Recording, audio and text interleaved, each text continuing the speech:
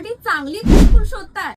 तब्बल 44 वर्षांचा अनुभव असणारे इचलकरंजी मधील कोहिनूर क्लासेस आता सुरू करत आहेत कोहिनूर प्री स्कूल। या ठिकाणी तुम्ही डायरेक्ट ऍडमिशन घेऊ शकता।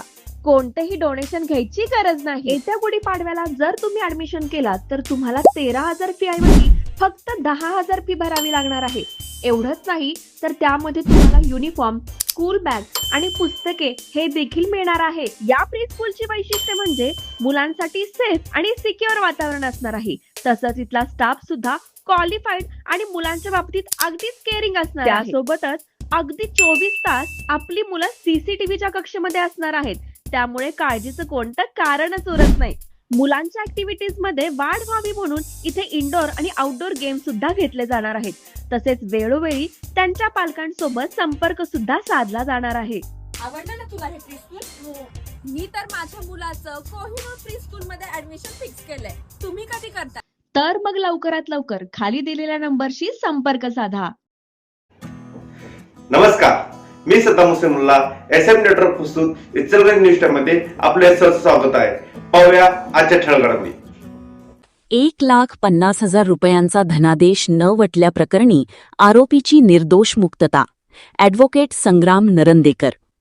इचलकरंजी दिनांक 18 एप्रिल 2026 फिर्यादी शिवाजी वड्ड राहणार हुपरी यांचा चांदी खरेदी व विक्रीचा व्यवसाय आहे। यांच्याकडे आरोपी सचिन शिंदे चांदी कारागीर म्हणून सन 2016 ते सन 2021 पर्यंत काम करत होता।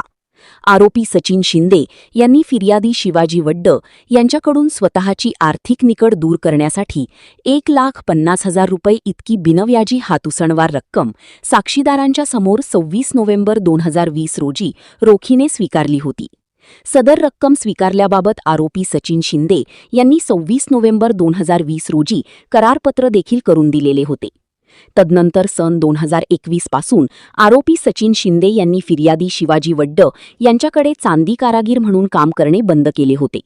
त्यानंतर फिर्यादी शिवाजी वड्ड यांनी दिलेली हातउसणवार रक्कम आरोपी सचिन शिंदे यांच्याकडे मागणी केली असता आरोपी सचिन शिंदे यांनी सदर रकमेच्या परतफेडीसाठी RBL बँक शाखा हुपरी खाते नंबर 16177 वरील चेक नंबर 00014 रक्कम रुपये 1,50,000 इतक्या रकमेचा 9 नोव्हेंबर 2022 रोजीचा चेक फिर्यादी शिवाजी वड्ड यांना दिला होता।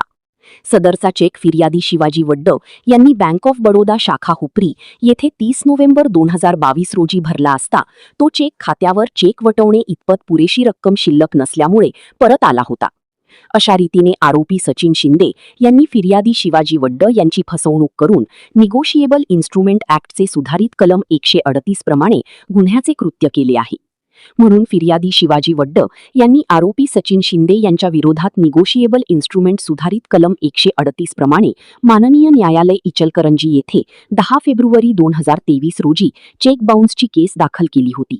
या चेक बाउन्स केसच्या वेळी वेगवेगळे साक्षीदार फिर्यादी तपासण्यात आले। सदर प्रकरणी आरोपी व फिर्यादीच्या वकिलांचा युक्तिवाद होऊन आरोपीचे वकील ॲडव्होकेट संग्राम नरंदेकर यांचा भक्कम युक्तिवाद व माननीय सुप्रीम कोर्टाचे दाखले मेहरबान कोर्टाने ग्राह्य मानून आरोपी सचिन शिंदे यांची चेक बाउन्सच्या केसमधून निर्दोष मुक्तता केलेली आहे।